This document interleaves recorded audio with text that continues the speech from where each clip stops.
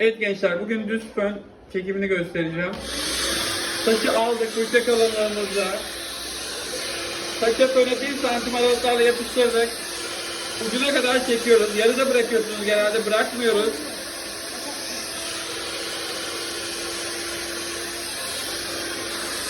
Taşı da ince tutamlarla almıyoruz. Fırça kalınlığında alıyoruz.